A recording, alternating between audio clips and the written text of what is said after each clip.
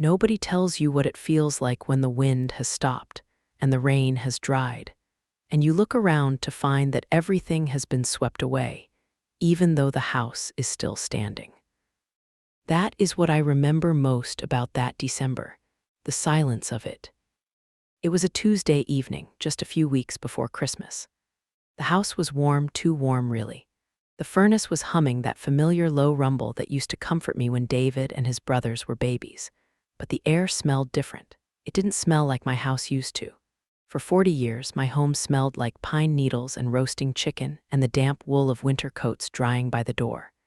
It smelled like life. No, that night the air smelled of vanilla and sandalwood. It was expensive. It was pleasant. It came from a candle my daughter-in-law, Sarah, had lit an hour before. It was the smell of a house that was perfectly managed. I looked toward the kitchen. The refrigerator, which for 30 years had been a chaotic gallery of school drawings, dentist appointment cards, and chipped magnets from family vacations, was now just a vast, cold sheet of stainless steel. There wasn't a single fingerprint on it. It was beautiful, and it made me want to cry. I was sitting in the corner of the living room in the beige armchair Sarah had picked out a month earlier because it was better for my back. It was a firm chair, stiff and unyielding. It held you upright. It didn't let you sink in and rest. I sat there with my hands folded in my lap, just watching them. My son, David, was standing by the fireplace. He looked so tired that night. His hair was getting gray at the temples, just like his father's did. He was holding a large cardboard box marked holiday decor, waiting for instructions. And Sarah was standing in the center of the rug, directing him. I can still picture her clearly. She was always put together, even on a Tuesday night. Her hair was smooth, her clothes were crisp. She looked at that room the way a painter looks at a canvas, deciding where the color should go and deciding what needed to be erased. "I think we should do the tree differently this year," she said. Her voice was light, musical. It wasn't a demand. Sarah never made demands. It was a suggestion that sounded like a gift. "The corner by the television is too cluttered. Maybe we should put it in the foyer. It would make such a statement when people walk in." I felt a small, sharp flutter in my chest. We had put the tree in the corner by the television for 30 years. That was where we sat. That was where the boys opened their gifts. The foyer was cold. The tree was for us, not for the strangers walking in the front door. I cleared my throat. My voice felt small in my throat, dusty from lack of use. I didn't want to make a fuss. I leaned forward just an inch in that stiff beige chair. "David," I said softly, I was thinking maybe." I tried to catch his eye. I tried to say, remember how the lights reflect in the window. But before I could get the third word out, Sarah clapped her hands together gently. It wasn't a loud clap, just a sharp, cheerful sound that cut right through my hesitation. "Oh, and we can use the gold ribbon this year instead of the red," she said. She didn't shout. She just spoke with a bright, youthful energy that rolled right over my quiet stammer. She turned to David, beaming. "The red is a little dated, don't you think? Gold is so much more elegant. It will match the new curtains beautifully. What do you think, honey?" David paused. He was holding the heavy box. And then it happened, the moment that hurt more than the silence. David looked away from her. He looked at the empty corner by the television. I saw his eyes soften. For one heartbeat, I saw him remember. I saw him miss the red ribbons. I saw him miss the way we used to do things. He looked at me, and I saw the conflict in his face. But then he looked back at Sarah. He looked at her hopeful, smiling face. He looked at the piece she was offering him, and he decided that keeping that smile on her face was more important than keeping the tradition in my heart. "Yeah," he said, letting out a heavy sigh. "Gold sounds great. You have a good eye, Sarah." He turned and walked toward the foyer, carrying the box away from the living room, away from the corner, away from me. Sarah followed him, humming a little tune. I stayed in the chair. Nobody turned around. Nobody said, "Sorry, Mom, what were you saying?" Nobody noticed that I had spoken at all. It wasn't malicious. I knew that even then. Sarah didn't look at me with hate. David didn't ignore me out of spite. It was something worse. It was natural. It was as if I had become a piece of furniture, something that occupied space, but not something that made sound. I looked at my hands folded in my lap. These hands used to run this house. These hands signed the mortgage papers, but in that moment they were just resting hands. Pass. I've hands that didn't hold the keys anymore. I closed my mouth. I swallowed the rest of my sentence. It tasted bitter like old coffee. I left my sentence unfinished, hanging in the air. I waited for someone to pick it up, to ask me to finish it. But the conversation moved on, stepping right over my words as if I hadn't spoken at all. It wasn't always like this. I remember the beginning. I remember the day he brought her home. I remember thinking she was the answer to my prayers. I remember looking at her sweet face and thinking she was an angel sent to love my son. You have to understand, I wanted to love her. I didn't just want to tolerate her. I wanted to hand her the keys to my heart and say, "Welcome home." Before Sarah came along, I used to lay awake at night worrying about David. He was a good man, hardworking, but he was rough around the edges. He worked too many hours, ate too much takeout, and his shirts were always a little wrinkled. Mothers notice those things. We see the wrinkled shirts and the dark circles under the eyes, and we worry that our boys are going through life without a soft place to land. So when he told me he was bringing a girl home for Sunday supper, I was nervous. But the moment she walked through that front door, the knot in my chest unraveled. Sarah was perfect. There is no other word for it. She didn't storm in with loud opinions. She was quiet. She was respectful. She wore a modest blue dress that looked like something I might have worn at her age. She brought a bouquet of hydrangeas, not the cheap ones from the grocery store wrapped in plastic, but cut stems from a florist, tied with a real silk ribbon. "Mrs. Adam," she said, shaking my hand with both of hers. Her hands were warm and soft. "David has told me so much about you. I feel like I know you already." I remember smiling so hard my cheeks hurt. I looked at David and he was beaming. He looked proud. He looked settled. And for a mother, seeing your child settled is the only peace you ever really crave. The first few months were a dream. I suppose you could call it a honeymoon phase, not just for them, but for me too. I thought I had gained a daughter. She called me Mom right away, but she asked permission first. "Is it okay if I call you Mom?" she had asked, her big eyes wide and sincere. How could I say no to that? It made me feel needed. It made me feel wise. That was her gift, really. She made me feel like the most important woman in the world. She would sit at the kitchen table while I peeled potatoes, resting her chin in her hands, just watching me. "How do you get the skin so thin?" she would ask. Or, "I never knew you could use vinegar to clean the windows. You have to teach me everything, Mom." I drank it up. I was so flattered. I thought she was a devoted student sitting at the feet of a master, trying to learn the trade. I didn't realize she was a thief memorizing the combination to the safe. I let my guard down completely. I stopped knocking before I went into the den. I stopped filtering my stories. I felt safe. I thought, finally, I can rest. Finally, there is another woman here to help carry the load.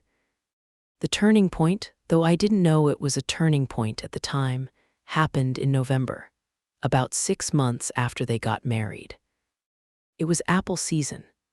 Now, everyone in our town knows about my apple pie. It's not just a pie, it's an institution. It was the thing David asked for every birthday. It was the thing I brought to every church potluck, every funeral, every welcome wagon. That pie was my currency. It was my way of saying I love you without having to say the words. I was in the kitchen, rolling out the dough. The flour was dusted across the counter like snow. Sarah came in wearing one of my old aprons. She tied it tight around her tiny waist. "Smells like heaven in here," she said, leaning against the counter. She watched me crimp the edges of the crust. My fingers moved fast, pinch, twist, pinch, twist. It was muscle memory.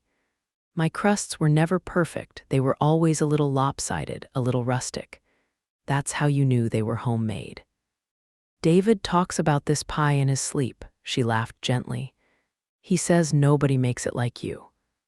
"Well," I said, feeling that warm glow of pride in my belly. "The secret is in the spice blend, and you have to use cold butter, freezing cold." Sarah nodded solemnly.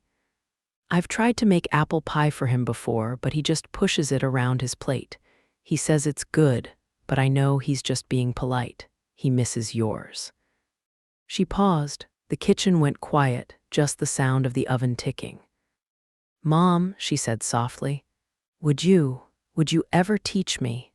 I know it's probably a secret family recipe, but I just want to be able to make him happy the way you do."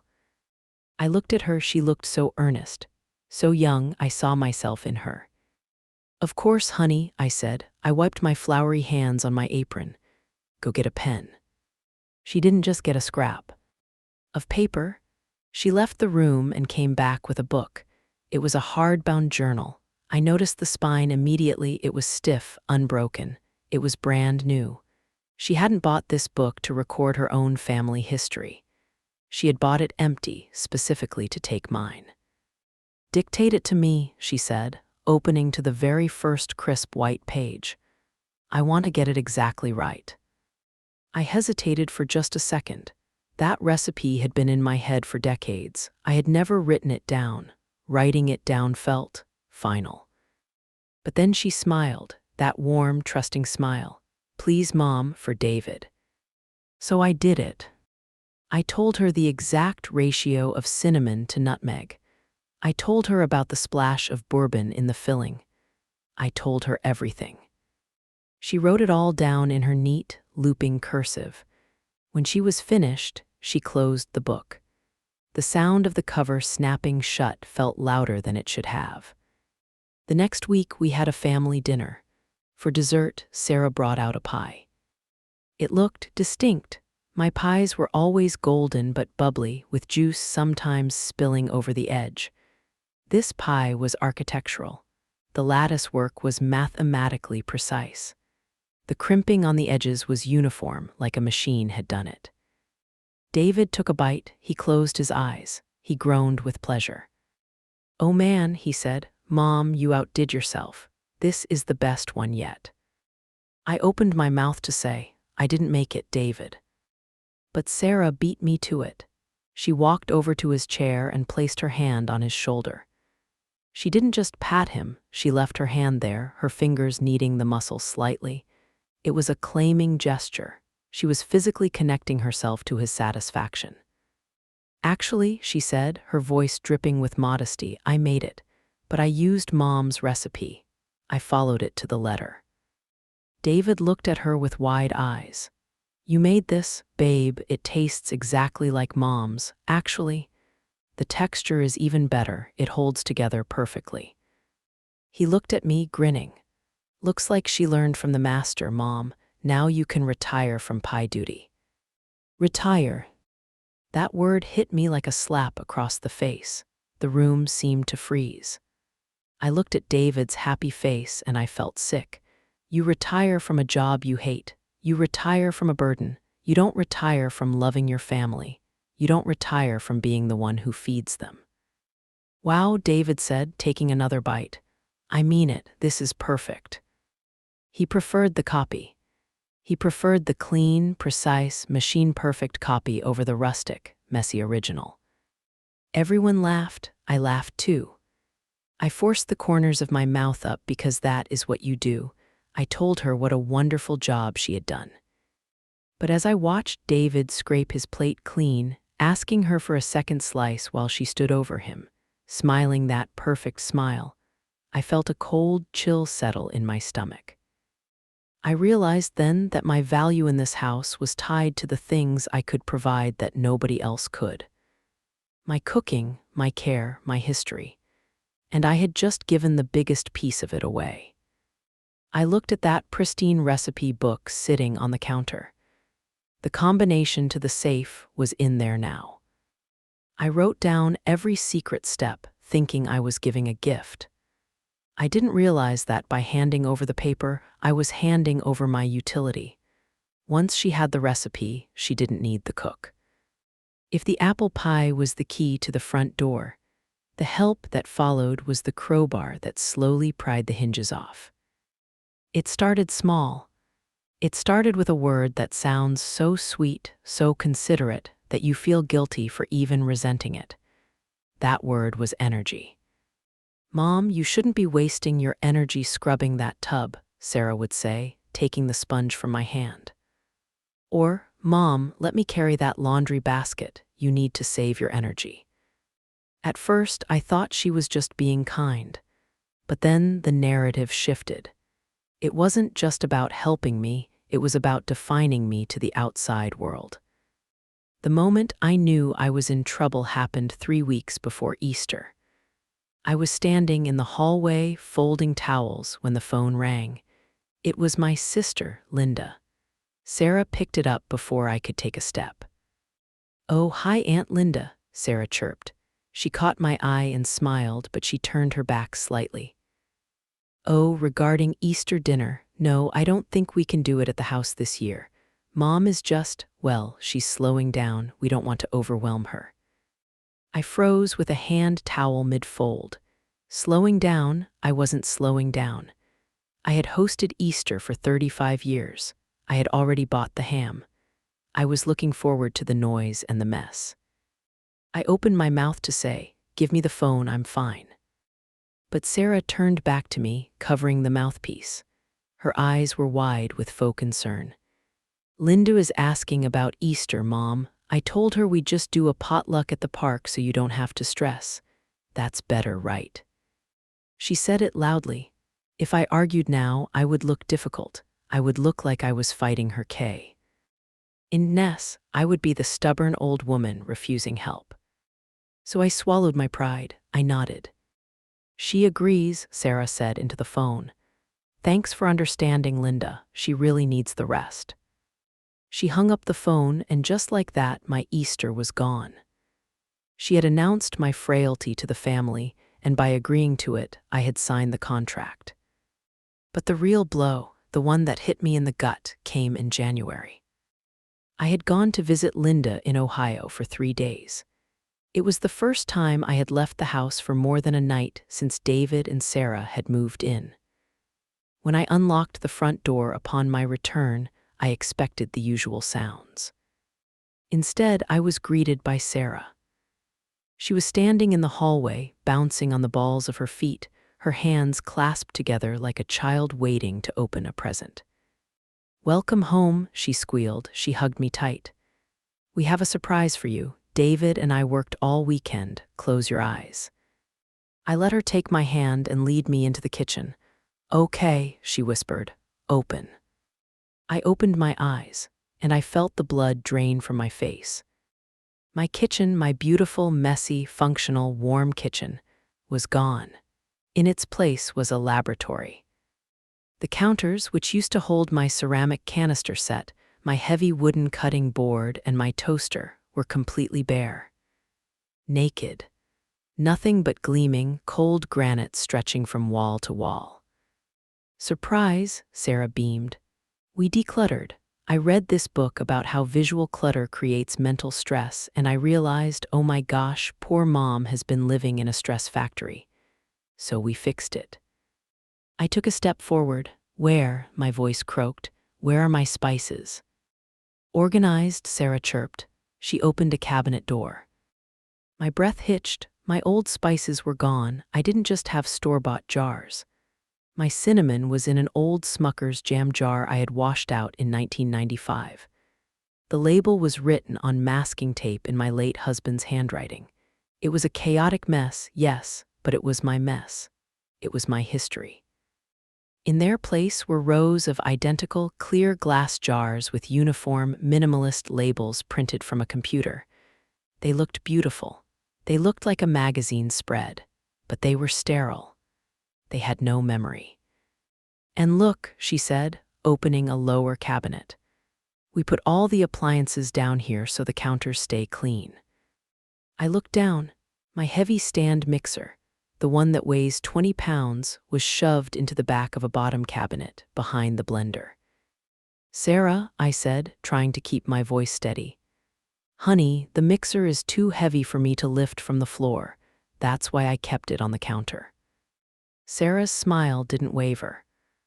Oh, don't be silly. If you need it, just ask David or me. We want to do the heavy lifting for you. That's the point. We don't want you straining yourself. I stared at the heavy machine in the dark cabinet. She framed it as help, but I saw the truth. To bake a cake, I now needed to file a request. I needed to summon assistance. I could no longer just bake on a whim because the mood struck me. She hadn't just moved a mixer, she had put a toll booth on my creativity. Just then, David walked in, wiping grease from his hands. What do you think, Mom? Looks huge in here, right? Sarah worked her butt off organizing those drawers for you. I looked at my son, he saw clean. He didn't see that his mother had just been erased. That evening, I went to make a cup of tea. It was a ritual I had done every night for 30 years. I walked to the stove and reached my hand out to the right of the sink to grab a spoon. It was pure muscle memory. My body knew where the spoons were before my brain even asked. My hand hit wood, the drawer didn't open, it was stuck. No, I looked down, it wasn't the silverware drawer anymore. It was filled with neatly folded microfiber cloths. I stood there feeling foolish. My own hand had betrayed me. Oh, spoons are over here now, Sarah called out from the living room, not even looking up. Near the dishwasher, it makes more sense for unloading. It made sense for the machine. It didn't make sense for the human making tea. I walked to the new drawer. I found a spoon. I looked for the sugar, but the old ceramic bowl was gone, replaced by another hidden glass jar I couldn't locate. I refused to walk into the living room and ask, Sarah, where is the sugar in my own house? I refused to give her that satisfaction. So I drank it bitter. I stood there in the dark, leaning against the cold, empty granite. The room echoed. It didn't smell like spices anymore. It smelled like lemon cleaner. David came in to get a glass of water. He saw me standing there. You okay, Mom? You look a little down. I looked at him. I wanted to say, I want my husband's handwriting back. I want my mixer back. But if I said that, I would sound like a hoarder. I would sound ungrateful. I'm fine, honey, I lied. Just tired. Sarah was right. I'm just low on energy. I went to my bedroom that night and closed the door. I lay in the dark, listening to the house settle. It was the house I bought, the house I paid for. The mortgage was in my name. But as I stared at the ceiling, I realized the deed didn't matter anymore. Possession isn't 9/10 of the law. Presence is. And she was present in every corner now, while I was just a ghost haunting the hallways. It felt like kindness. It looked like love. So why did I go to bed that night feeling like a guest in the house I had paid for? If the reorganization of the kitchen was the renovation of my life, Thanksgiving was the eviction notice. You have to understand what Thanksgiving means to a woman of my generation. It isn't just a Thursday in November. It is the Super Bowl. It is the performance review. It is the one day a year where love is made tangible, edible, and plated on the good china. For 40 years, I started prepping on Tuesday. Tuesday was for the cornbread, making it from scratch, letting it sit out to get stale for the dressing. Wednesday was for the pies and chopping the celery and onions until my hands smelled like earth and savory promise. Thursday morning, the turkey went in at 6:00 a.m. sharp. By the time David woke up as a boy, the house smelled of sage, sausage, and slow-roasted fat. That smell was the signal that everything was okay. It was the scent of safety. But this year, the calendar turned to November, and the conversation happened. Mom, Sarah said, putting a hand on my arm. We were standing in the kitchen, her sterile, granite kitchen. I've been thinking, You've cooked Thanksgiving for 40 years. That is insane. You've done your time." She laughed, a light, tinkling sound. "This year, I want you to be a guest. I want you to sit on the couch with a glass of wine and watch the parade. I'm taking over." "Oh, honey, that's sweet," I said, feeling a spike of panic in my chest. "But a turkey is a lot of work. Maybe we co-pilot? I can handle the bird and the dressing, you can do the sides." "Nope," she shook her finger at me playfully. "Total blackout. You are banned from the kitchen. I want to honor you by letting you rest." David agrees. Right, Dave. David looked up from his phone. "Yeah, Mom, let her do it. You deserve a break." A break, they kept using that word. As if caring for my family was a shift at a factory I was desperate to clock out of. They didn't understand that the work wasn't a burden, it was the point. Thanksgiving morning came. My internal clock woke me up at 5:45 a.m. My body was ready to move, but then I remembered. I wasn't the captain, I was the passenger. I lay in bed, staring at the ceiling, waiting for the smell. 6:30 a.m., no smell. 7:30 a.m., still nothing. By 8:00 a.m., my house usually smelled heavy with onion and poultry seasoning. Today, I sniffed the air, I smelled coffee and that vanilla candle again. I walked out to the kitchen. Sarah was there, wearing a cute, festive apron that looked like it had never seen a grease splatter. She was drinking a smoothie. The counters were clean. "Good morning," she chirped. "Bird just went in." "Just now?" I asked. "It's 11:30 a.m. "High heat roasting," she said breezily. "It only takes 2 hours, it keeps the moisture in." "And the dressing?" I asked, looking for the stale cornbread. "Oh, we're doing a wild rice stuffing with cranberries and pecans," she said. "It's so much lighter than that heavy bread stuff. Less of a carb coma, you know." The heavy bread stuff was my grandmother's recipe. It was the thing David used to eat cold out of the fridge on Friday morning. "What about the sage?" I asked. I didn't smell the sage. Sarah wrinkled her nose. "I didn't use sage. It feels a little dusty. I'm using fresh rosemary and lemon. It's very California." We sat down to eat at 2:00 p.m. The table looked beautiful, I will give her that. She had a centerpiece of eucalyptus and white pumpkins. It looked like a page from a catalog. But I couldn't take my eyes off the china cabinet in the corner. Behind the glass sat my antique gravy boat, the one with the gold rim that I had used every year since 1982. It sat there, cold and empty. On the table, Sarah placed a small glass pitcher filled with a thin, watery liquid. "I made a jus instead of gravy," she explained, pouring the translucent broth over the meat. "Flour thickeners are so bad for inflammation. This is much cleaner." Then David carved the turkey. It was brown, dark brown. As the knife went in, I saw it. There was no juice. There was no drip. The meat flaked away from the bone in dry, white chunks. It looked like chalkboard chalk. He put a slice on his plate. He put a scoop of the wild rice next to it. He picked up his fork. He stabbed a piece of the turkey. It was so dry it actually crumbled a little on the tine. He put it in his mouth. I watched his jaw work. He chewed, and chewed, and chewed. I could see the muscles in his neck straining to create enough saliva to process the meat. It was sawdust. He reached for his ate her glass. The room was dead silent, so when he swallowed, the sound was startlingly loud. Gulp. It sounded like a gunshot. It was the sound of a man forcing something down that he didn't want to accept. Sarah was watching him, her knuckles white as she gripped the table. She looked terrified. She knew.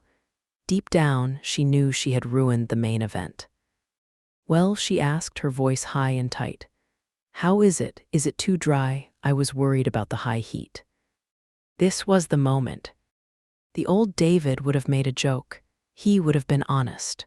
We would have laughed, ordered a pizza, and saved the day. But this wasn't my David. This was Sarah's husband. He put the fork down, he looked at the fear in her eyes, he smiled. It wasn't a real smile, but it was a smile. "It's delicious, Sarah," he said. "Really, the lemon is. It's really fresh. And the meat is great, not greasy at all." My heart broke. "Mom," Sarah turned to me, beaming now, relief washing over her face. "What do you think? Better than all that butter, right?" I looked at the dry meat on my fork. I looked at my son, who was keeping his head down, shoveling the food in quickly so he wouldn't have to talk about it. I had a choice. I could be the truth teller. I could say, "Sarah, honey, it's overcooked and nobody likes rice on Thanksgiving." I could vindicate my legacy. I could be right. But if I was right, my son would be miserable. A mother always chooses the son, even if it means choking on the sawdust. So I put the fork in my mouth. It tasted like cardboard and lemon pledge. "It's very unique, Sarah," I said softly. "You worked very hard." "Yay," Sarah clapped her hands. "A new tradition, healthy Thanksgiving. I'm so glad everyone loves it. I'm going to do this every year from now on." The words hung in the air, every year. I looked at my empty gravy boat behind the glass. It wasn't just one bad meal, it was a life sentence. I realized I would never eat my grandmother's stuffing again. I watched my son chew that dry meat and smile at his wife. He lied to protect her feelings. And in that moment, I realized he loved her enough to swallow the lie, but he didn't love me enough to miss the truth. The week after Thanksgiving was quiet. The leftovers didn't last long, not because we ate them, but because on Friday morning, I watched Sarah quietly slide the remaining dry turkey and the untouched wild rice into the garbage disposal. But the hardest part to watch was the cornbread dressing. She didn't know about the dressing. She didn't know that on Thanksgiving morning at 3:00 a.m., while the house was dark and silent, I had crept into the kitchen like a thief. I had quietly mixed the stale bread, the onions, and the sage in a small bowl. I had baked it in the toaster oven so I wouldn't wake anyone, just so I could have one bite of the tradition I loved. Just so the house would smell like something real for 20 minutes. I had hidden the small container in the back of the fridge, behind the kale. But Sarah found it. "What is this?" she asked, wrinkling her nose as she held up the Tupperware. "It looks old." "It's just a little dressing I made," I started to say. "Oh well, no use cluttering up the fridge with carbs nobody is eating," she said with a tight smile. And before I could cross the room, she flipped the container. Thwack! My secret 3:00 a.m. rebellion slid into the trash. "We'll do better next year," she chirped. I didn't say anything.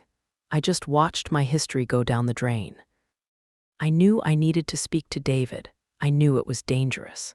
I knew the ground was shaky.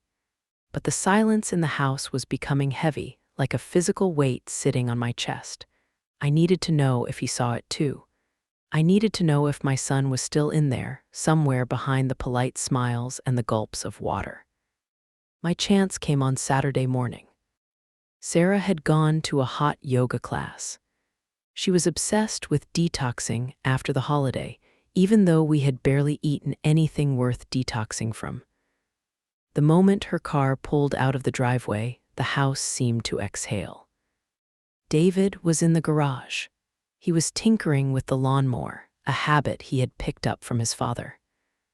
When he was a teenager, whenever the world got too loud or too complicated, David would go to the garage and take something apart. I brewed a pot of coffee, real coffee, strong and dark, Folgers, not the fair trade pods Sarah preferred. I poured 2 mugs. I walked out to the garage. The air smelled like gasoline and cold concrete. It smelled like memory. "Thought you could use a warm-up," I said, setting the mug on the workbench near his elbow. David looked up. He wiped his greasy hands on a rag. He took the mug and inhaled the steam. He took a long sip, and his shoulders instantly dropped 2 inches.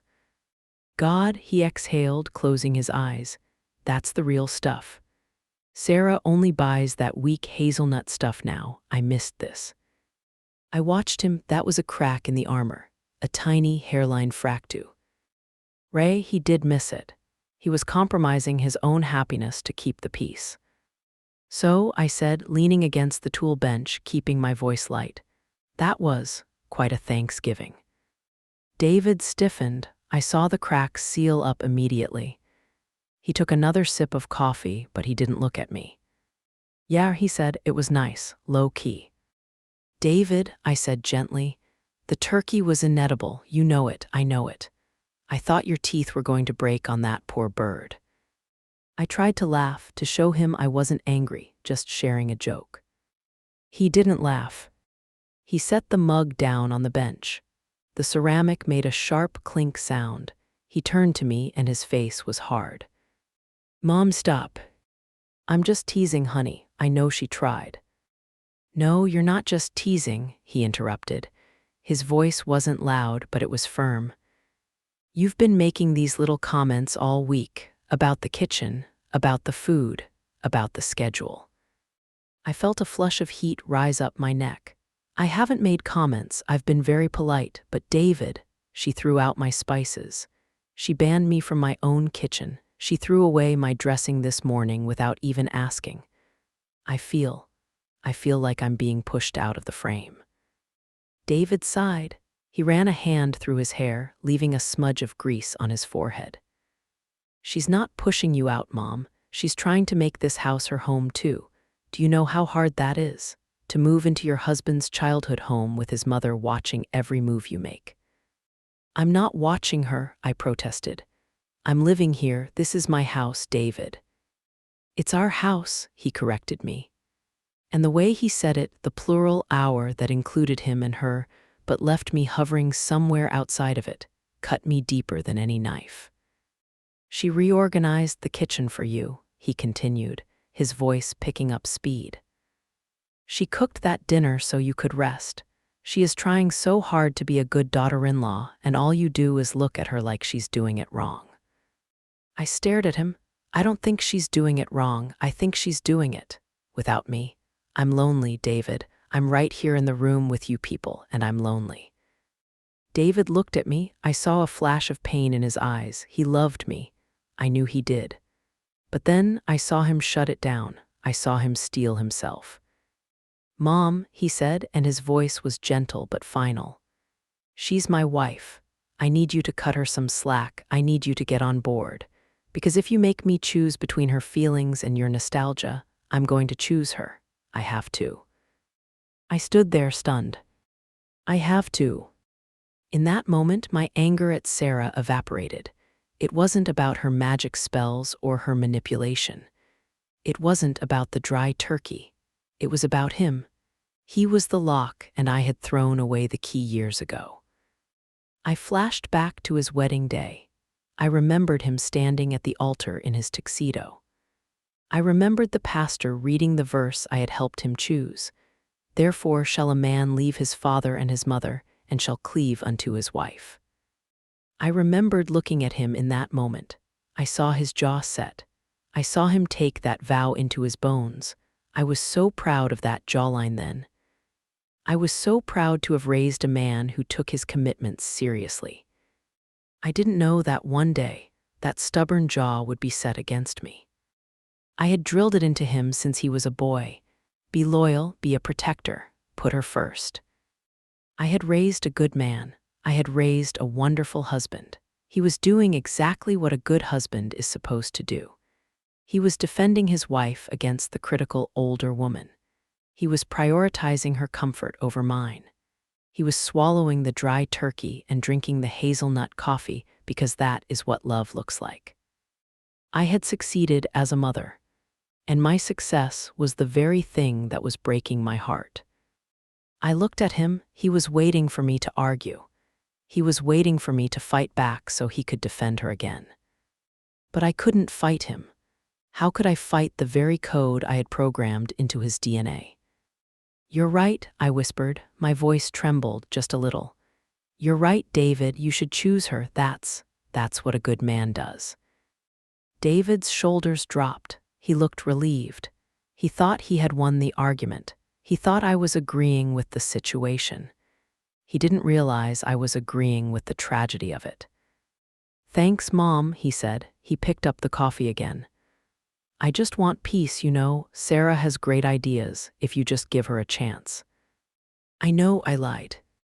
"I'm going to finish up out here," he said, turning back to the lawnmower. The conversation was over. He had drawn the boundary line in the grease on the garage floor, and I was on the outside of it. I turned and walked back toward the house. I walked slowly. My legs felt heavy. I paused at the door to the kitchen. I realized then that a man cannot hold his wife with two hands if he is still holding his mother's hand with one. He had to let go. That was the natural order of things. I just didn't expect the drop to be this far. After that morning in the garage, I retreated. I had seen the line David drew in the grease on the floor, and I knew better than to cross it again. I became quiet. I became the model house guest. I smiled when they entered the room. I complimented the dry chicken dinners. I kept my opinions on the weather to myself, just in case Sarah had a different forecast she preferred. I thought that by shrinking myself, I could stay safe. I thought that if I took up less space emotionally, they would let me keep my space physically. I was wrong. My silence didn't buy me safety, it bought Sarah permission. She took my lack of resistance as a green light.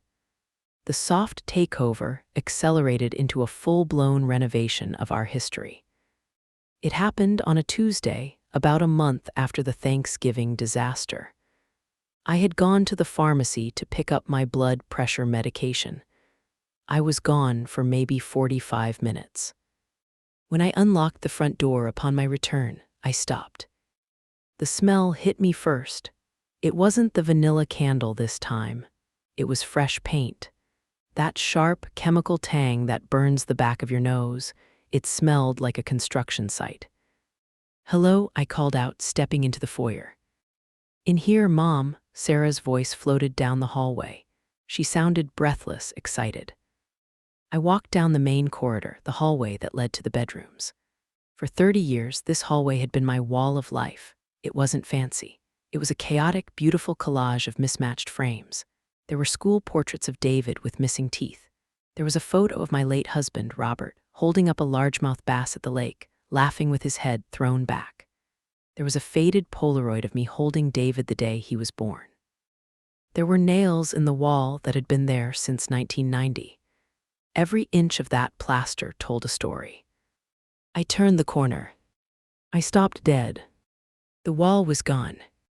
Well, the physical wall was there, but it was naked.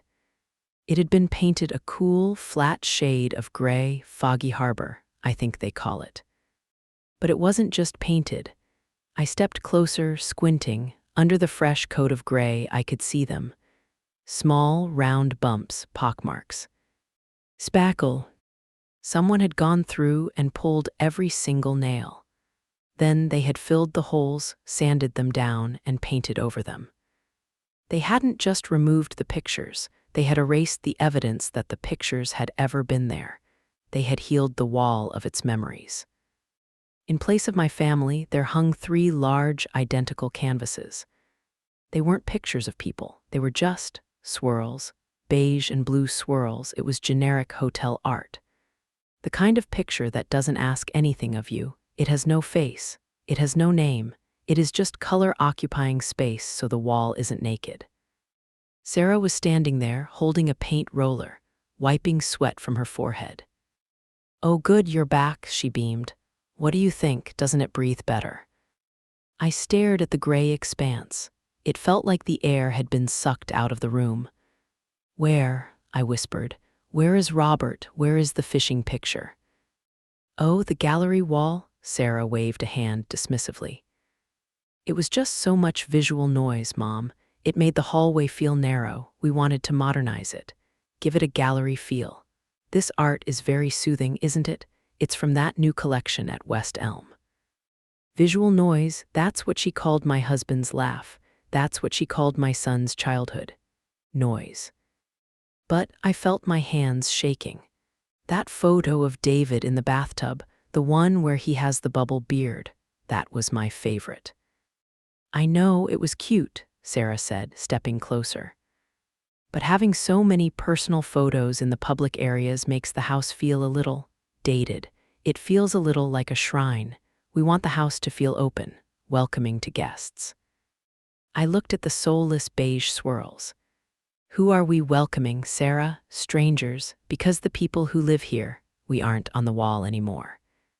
She sighed, a soft, patronizing sound. Mom, we aren't throwing them away. We're just curating. We're elevating the space.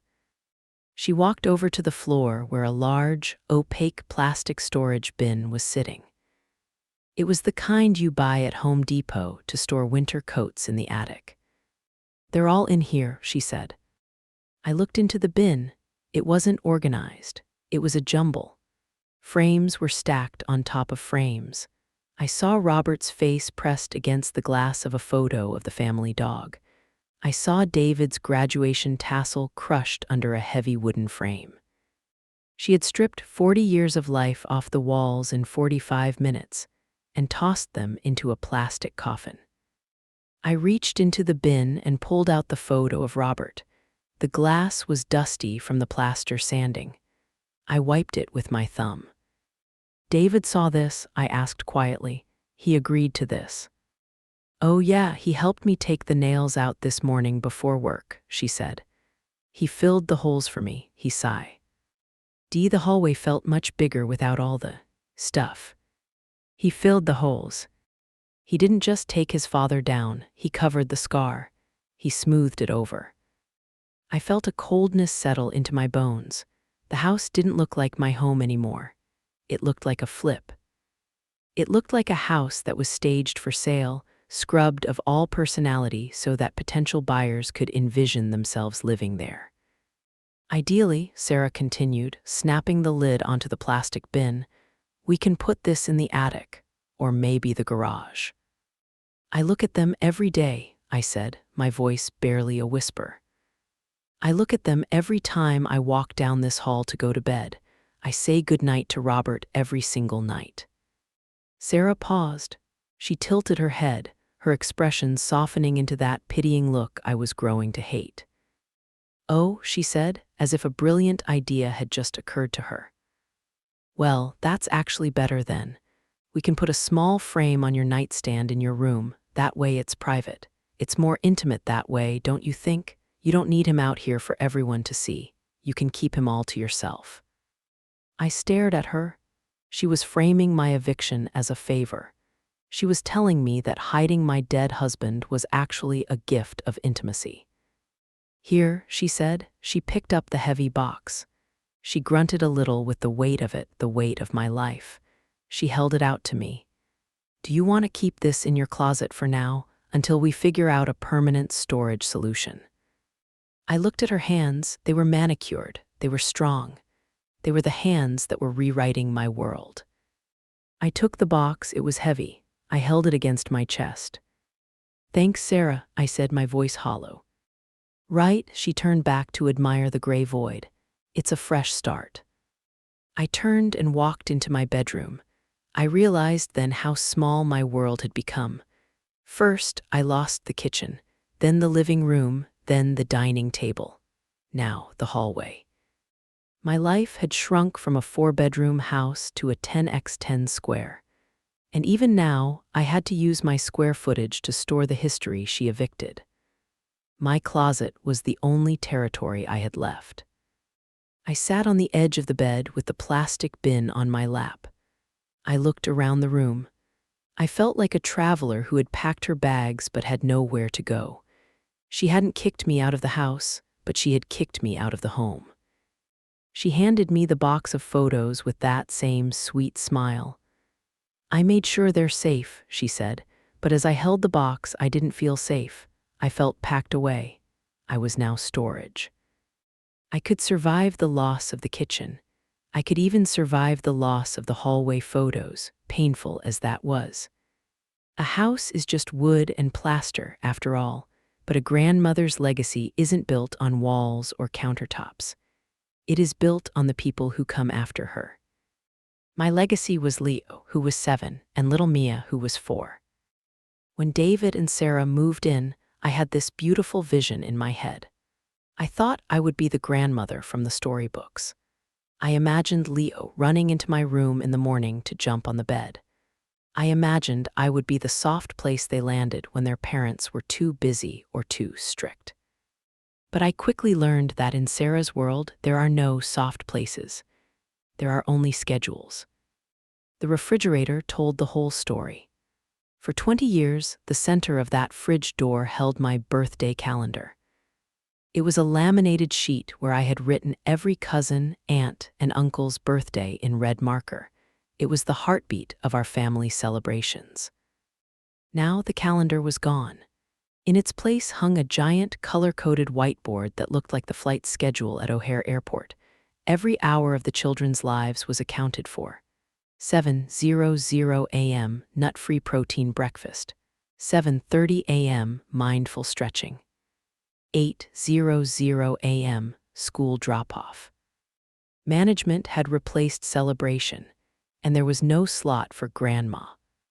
I tried to insert myself into the cracks, but Sarah was terrified of my influence. She treated me like I was contagious, not with a flu, but with something worse, chaos. Imperfection, the old way. She started rewriting the stories. One rainy afternoon, I managed to catch Leo alone in the kitchen while Sarah was in the laundry room. He was sitting at the island, kicking his legs. "Did I ever tell you about the time your daddy climbed the big oak tree in the backyard?" I asked him, leaning in. "He was about your age. He got all the way to the top and was too scared to come down. Grandpa had to get the ladder in the thunderstorm." Leo's eyes went wide. Daddy was scared. "He sure was," I laughed. "He was crying his eyes out, but he was brave too." Just then, Sarah walked in. She hadn't been doing laundry. She had been listening. "Oh, Grandma is telling stories again," she said, breezing over to Leo and smoothing his hair. She gave me a look that was gentle, pitying, and incredibly cruel. "Leo, remember what we talked about," she said softly. "Daddy wasn't scared, Daddy W." As cautious, he was assessing his route. And Grandma, well, Grandma remembers it differently because memory can be tricky as we age. We stick to the facts, right? She smiled at me. "It's okay, Mom, details get fuzzy over time." She didn't just correct me, she invalidated me. She told my grandson that I was unreliable. She painted me as a senile old woman whose history couldn't be trusted. But the breaking point was the physical distance. It all culminated last Tuesday. It was just a game. A silly, stupid game called the Tickle Monster. I used to play it with David. I would hide my hands behind my back, wiggle my fingers, and say, "I'm coming to get you." And then chase him around the sofa until we both collapsed in giggles. Leo was sitting on the rug, playing with wooden blocks. Sarah was in the other room. I thought, this is my chance. I'm going to make him laugh. I'm going to connect. I crouched down, my knees popping slightly, and put on my best monster face. "Rawr," I growled playfully. "Look out, Leo, the tickle monster is awake." I reached out my wiggling fingers toward his ribs. For a split second, I saw it. A spark in his eyes, the instinct to squeal and run. The boy was in there, he wanted to play. But then the programming kicked in. The light in his eyes snapped shut like a breaker tripping. He flinched. He pulled his body back, his shoulders going up, his face tight with anxiety. He put his hands up in a stop motion, just like a traffic cop. "Grandma, stop," he said. His voice wasn't playful, it was flat, it was rehearsed. I froze, my hands hovering in the air. "Oh, honey, I'm just playing, it's the tickle monster." He looked at me with eyes that seemed too old for his face. Then he looked down at his shirt, the spot where I almost touched him.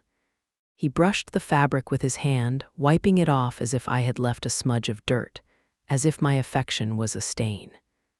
"We don't do tickling," he recited, staring at the floor. "Tickling is forced touching. It teaches bad boundaries." I felt like I had been slapped. Those weren't the words of a 7-year-old. A 7-year-old doesn't know what forced touching is. Those were her words coming out of his mouth. She had turned my love into a violation. I slowly lowered my hands. I felt dirty. I felt like a predator in my own living room. I didn't know, Leo," I whispered. "I'm sorry." At that exact moment, Sarah walked in. She was holding a tray of organic apple slices. She looked at Leo, then at me. She saw the pain on my face. She saw the distance between us. And she smiled. It was a benevolent smile. The smile of a trainer whose dog has finally learned the command.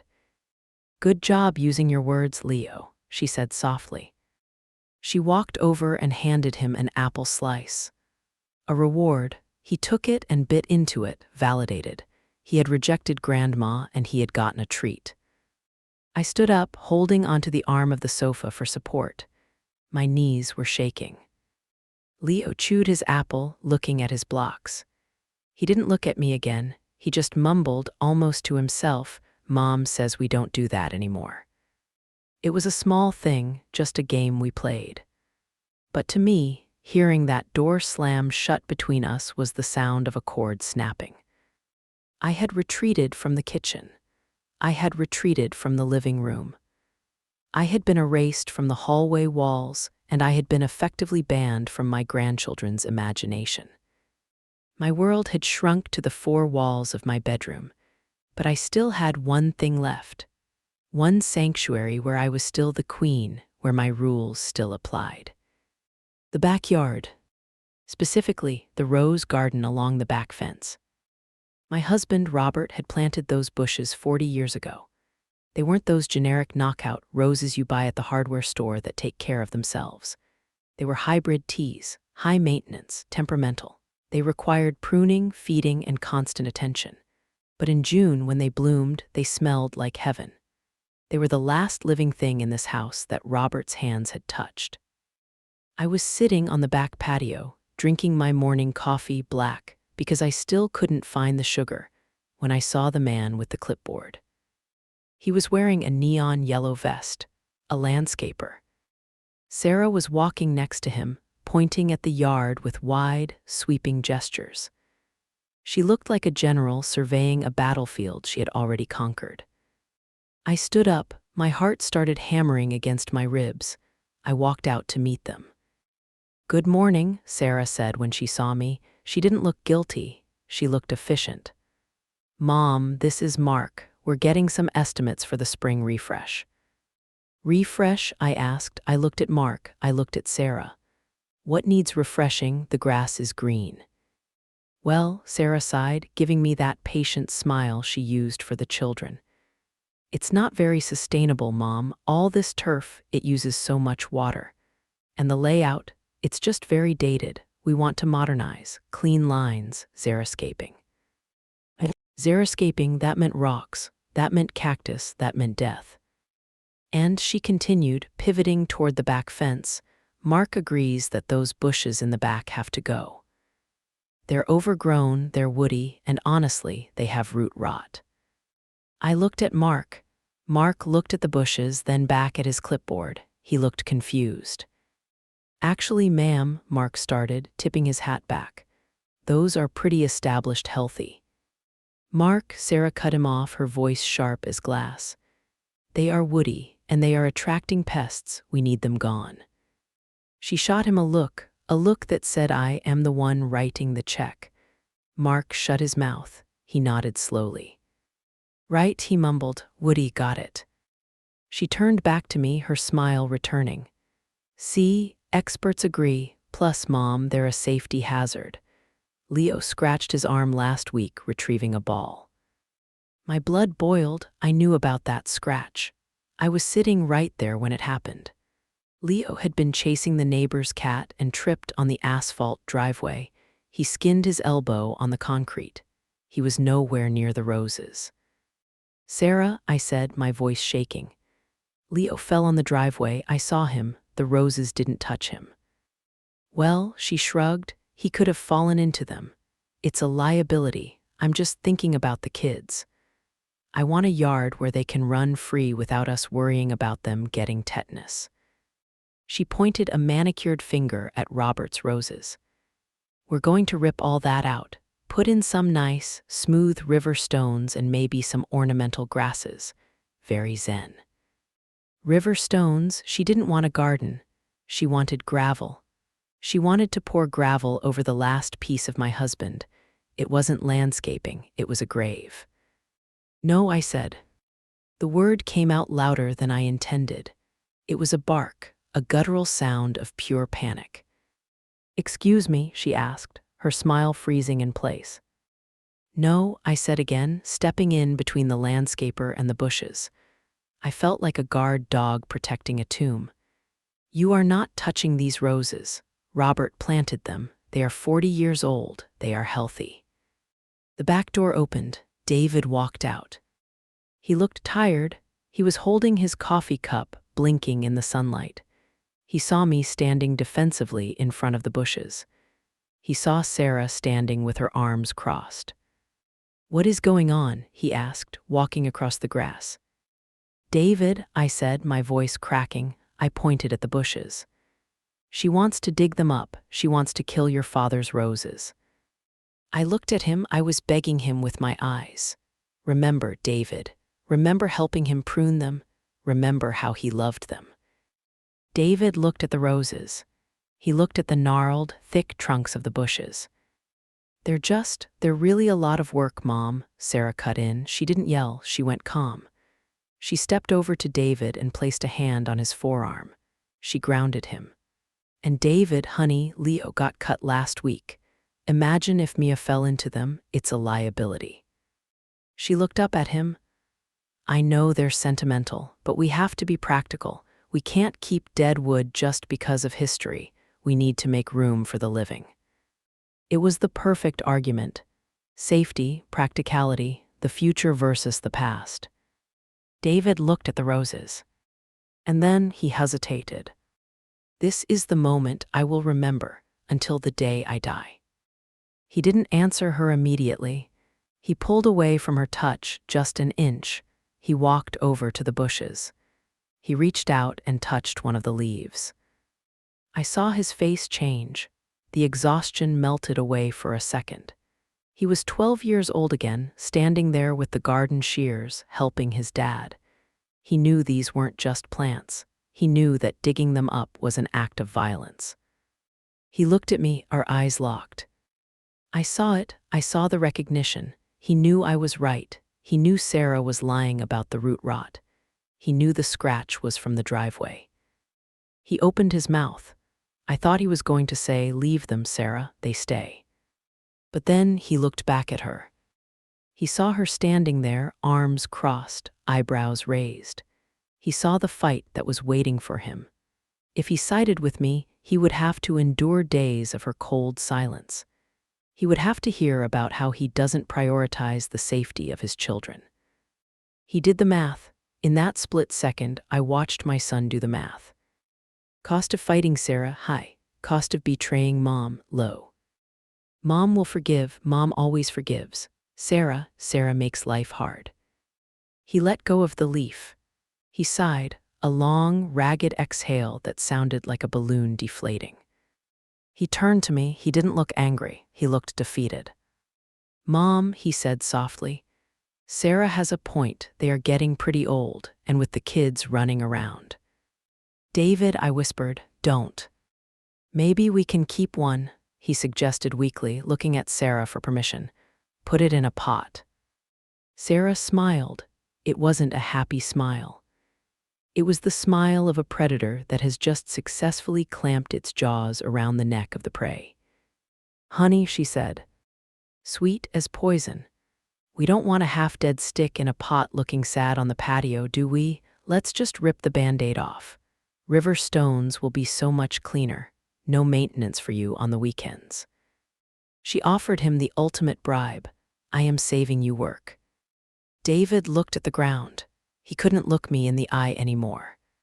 "Yeah," he said to his shoes. "Okay, do the river stones." Great, Sarah clapped her hands, turning to the landscaper. Mark, can we schedule the removal for Monday? I want this done before the barbecue next weekend. I stood there, I didn't scream, I didn't throw a fit. I felt something inside of me simply turn off. The pilot light that had been flickering for months finally went out. Sarah walked over to me. She reached out and touched my shoulder. It's going to look so much better, Mom, she said. You'll see, it will be so clean. I looked at her hand on my shoulder. Then I looked at David. He was already walking back inside, his shoulders hunched, retreating to the safety of the garage. He was running away from what he had just done. He didn't dig up the roses himself. He kept his hands clean, but as he walked away, I realized his silence was the shovel. He looked at me, I saw it in his eyes, he knew I was right, but he also knew that agreeing with me would cost him his peace. So he chose the lie. That was the moment I truly lost him. Monday morning came with the sound of a woodchipper. I didn't go outside to watch. I couldn't. I sat in my bedroom with the blinds drawn, listening to the mechanical grinding noise coming from the backyard. Screunch, snap, screunch. It didn't sound like wood. It didn't sound like plants being cleared. To my ears, it sounded like bone. It sounded like the shredding of limbs. It was the sound of 40 years of growth, 40 years of care, 40 years of my husband's hands in the dirt, being fed into a machine and spat out as mulch. It took them 3 hours to erase him. When the noise finally stopped, the silence that followed was worse. It was a heavy, final silence. The kind of silence that rings in your ears after a gunshot. I waited until I heard the landscaper's truck pull away. Then, I walked to the window and peeked through the slats of the blinds. The backyard was unrecognizable. The lush, green wall of thorns and blooms was gone. The dark, rich soil that Robert used to turn over with his spade every spring was buried. In its place was a sea of gray river stones. Smooth, cold, uniform. Sarah was right about one thing, it was clean. It was the cleanest thing I had ever seen. It looked like the landscaping around a mausoleum. It was a sterile, gray blanket pulled over the face of my memories. I felt a scream rising in my throat. It wasn't a metaphor. I felt a physical ball of fire sitting in my chest, expanding, demanding to be let out. I wanted to march into the kitchen where Sarah was making her kale smoothie. I wanted to grab her by the shoulders and shake her until her perfect teeth rattled. I wanted to scream, "How dare you? How dare you erase him? How dare you take my house and turn it into a hotel?" I wanted to find David and slap him. Yes, slap him. I wanted to slap the cowardice out of him. I wanted to scream until the neighbors called the police. I wanted to break the polite silence that was suffocating me. My hand was on the doorknob. I was ready to storm out there and burn it all down. But then I stopped. I caught a glimpse of myself in the full-length mirror on the back of the closet door. I saw a woman with wild, unbrushed hair. I saw a woman with a red, blotchy face. I saw shaking hands and manic eyes. I saw exactly what Sarah wanted me to be. I froze, my hand hovered over the brass knob. I realized in that split second that I was standing on the edge of a trap she had been setting for months.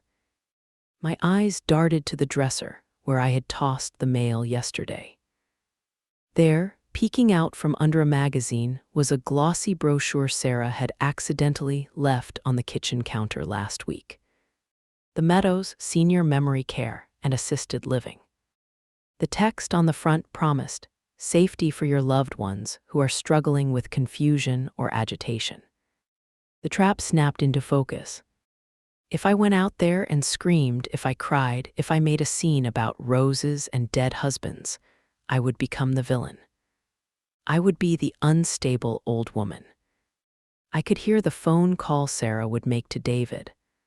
"Oh, honey, I think it's time. Your mother just lost it today. She started screaming about some old bushes. She was violent. I don't feel safe with the kids around her. I think she's really starting to slip. If I screamed today, I would be sleeping at the meadows tomorrow. My anger was her ammunition. Every tear I shed was proof that I was too emotional. Every objection I raised was proof that I was confused. If I fought her, I validated her narrative that I was the problem. I took a deep breath. I let my hand drop from the D. Uanab. I would not give her that weapon. I walked over to the bed and sat down. I forced my breathing to slow. In, out, in, out. I had to grieve. I had to mourn the roses and the kitchen and the turkey and the son I used to have. But I had to do it quietly. I had to be the grief of the living, invisible, silent, and dignified. I realized that my only power left was my refusal to break. If she wanted a war, I wouldn't give her one. If she wanted a victim, I wouldn't play the part. I would be a stone. I would be just like those river rocks she loved so much, hard, smooth, and impossible to bruise. I stood up. I went to the bathroom and washed my face. I splashed cold water on my skin until the redness faded. I combed my hair into a neat bun. Then I picked up my lipstick, the deep coral shade Robert used to love. I didn't put it on for vanity. I put it on for war. A soldier doesn't go into battle without a helmet. A lady doesn't face her enemy without her face. I applied it carefully, tracing the lines of my mouth, sealing my resolve. I opened the bedroom door and walked into the kitchen. Sarah was standing at the island, looking through a catalog. When she heard me, she looked up quickly. Her eyes were sharp, scanning my face. She was looking for the tear tracks. She was looking for the rage. She was waiting for the explosion so she could pull out her pitying voice and make the call to the meadows. I didn't give it to her. "Good morning, Sarah," I said, my voice steady as a rock. She blinked. She looked confused. She looked at my neat hair. She looked at my lipstick. "Morning, Mom," she said slowly. Did you see the yard?" "I did," I said. I walked over to the kettle and turned it on. "Mark works very fast." "Yes," she said, watching me closely. "And what do you think?" She was baiting me. She was dangling the hook right in front of my face. She wanted me to say I hated it. I turned to her. I summoned every ounce of strength I had left in my body. "It looks very low maintenance," I said. "You were right, it opens up the space." The disappointment on her face was microscopic, but I saw it. I saw her shoulders slump just a fraction of an inch. She didn't get her fight. She didn't get her crazy mother-in-law moment. She had loaded the gun, but I refused to pull the trigger. "Oh," she said, her voice flat. "Well, good, I'm glad you see the vision." "I see it clearly," I said. I poured my tea. I took a sip. It was bitter, but I didn't wince. "I'm going to the library," I announced, setting the cup down. "I have some research to do. I'll be back for dinner." Sarah's eyes widened slightly. She expected me to retreat to my room. She expected me to offer to fold laundry. She didn't expect me to leave. She didn't expect me to have a life outside of her control. "The library?" she asked. "Do you need a ride?" "No," I said, picking up my purse. "I'll take the bus. The fresh air will be good for me." I walked past her. I felt her eyes on my back, confused and calculating. I walked back to my room to get my coat. I closed the door softly, with a gentle click. Only then did I let out the breath I had been holding. It was the hardest acting performance of my life. It took everything I had not to fall apart, but I knew I had to keep it up, not for a day, not for a week, but for the rest of my life. I walked over to the mirror again. I looked at the woman staring back at me. She looked older than she did yesterday. She looked tired, but she didn't look crazy, and she certainly didn't look like someone who belonged in a memory care facility. I leaned in close to the glass. "Show me," I whispered to myself. "Show me the face you wear for them." I pulled the corners of my mouth up. I softened my eyes. I tilted my head just so. It was a mask. It was a shield. Sarah thinks she invented the fake smile? Poor girl. She's been wearing a mask for 5 years. I've been a woman for 70. I invented the game she is trying to play. I stood in front of my mirror and practiced my smile. It had to be as good as hers. Because if I showed them my pain, they would call it jealousy. And I would not give her that satisfaction. It has been 6 months since the roses were dug up. 6 months since the hallway was painted gray. 6 months since I stopped cooking, stopped cleaning, and stopped offering opinions. To the outside world, and certainly to Sarah, it looks like I have been defeated. I am the quiet old woman in the guest room. I am the shadow that moves softly through the kitchen to make tea and then disappears. I am the dependent living on their charity. But the funny thing about silence is that when you stop talking, you start seeing. And from my vantage point in the corner, I see everything. I see that the victory Sarah fought so hard for is crushing her. She wanted to be the matriarch. She wanted to be the CEO of the Adam family. Well, she got the job, and now she is drowning in the work. I watch her in the morning. As she is up at 5:00 a.m., frantic, writing on that giant whiteboard. Soccer practice, gluten-free bake sale, quarterly review, she looks exhausted. The perfect, glowing skin she had when she moved in is looking gray. There are lines around her mouth that weren't there a year ago. Last week, the washing machine broke. There was a mountain of laundry on the sofa. Sarah was on a conference call, burning the quinoa on the stove, while Leo was crying over his math homework. She looked at me. For 1 second, her mask slipped. She looked desperate. She looked at the laundry, then at me, silently begging me to pitch in, to be the useful grandma again. I looked at the laundry, then I looked at her. I took a sip of my tea. "I'm going to the library, Sarah," I said pleasantly. "I don't want to be in your way. You know how important it is to keep the energy low." I saw her jaw tighten. I saw the frustration flare behind her eyes, but she couldn't say anything. She had made the rules, I was just following them.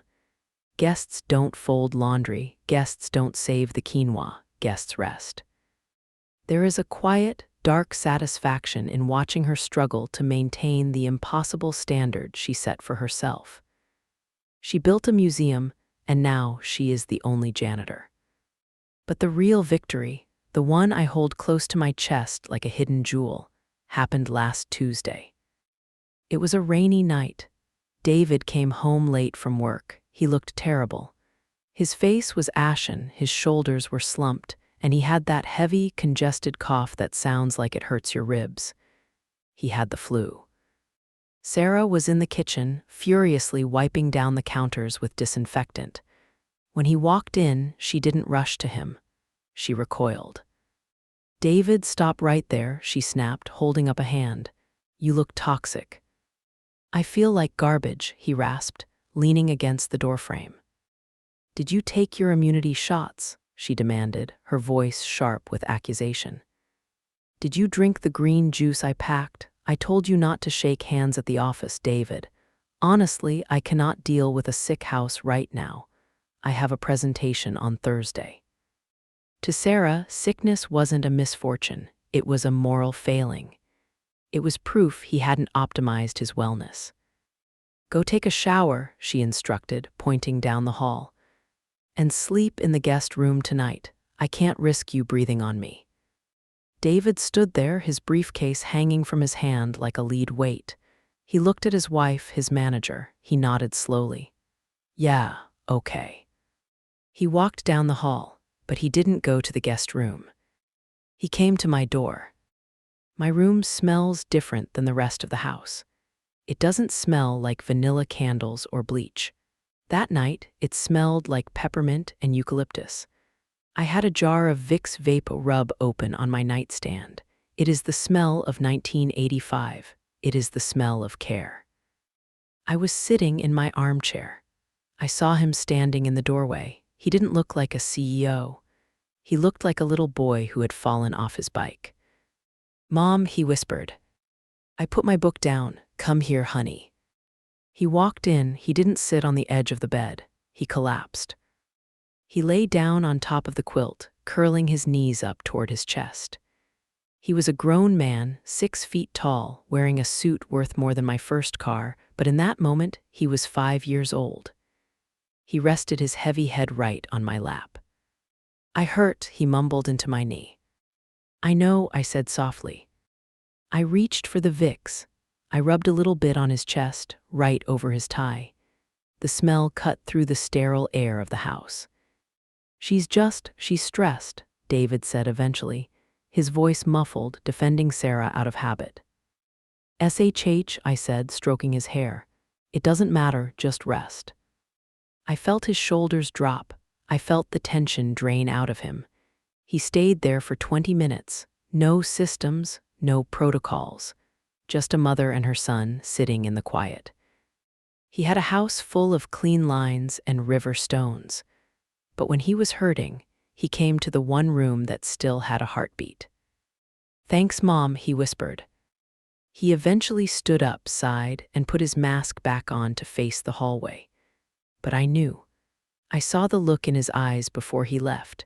It was the look of a man who knows he is living in a hotel, not a home. And it's not just David.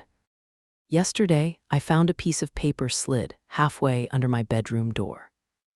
I picked it up. It was a drawing done in crayon. It was a stick figure of a monster with wiggly fingers chasing a little boy who was laughing. There was no name on it. Leo knew better than to sign the evidence. But it was a message. I remember. The programming hasn't worked completely. Sarah is running a sprint, burning all her energy to keep the facade perfectly polished. I am running a marathon. The rebellion has already begun. I walked over to the mirror one last time. The woman staring back at me wasn't angry anymore. She wasn't fearful. She was calm. She was like a mountain, weathered, eroded, stripped of her trees, but still Ending. I picked up the photo of Robert from my nightstand. I kissed his face. "We did okay, Robert," I whispered. "We're still here." I turned off the light. I lay down in the bed. I heard Sarah in the hallway snapping at David about the humidifier settings. I heard the stress in her voice. I heard the emptiness of her victory. I pulled the quilt up to my chin. It was a quilt I made 20 years ago. It was soft. It was imperfect. It was warm. She can have the schedule. She can have the dry turkey. She can have the control because I saw the way my son looked at me when she wasn't watching. She has his calendar, but I still have his heart. And for a mother, that is enough.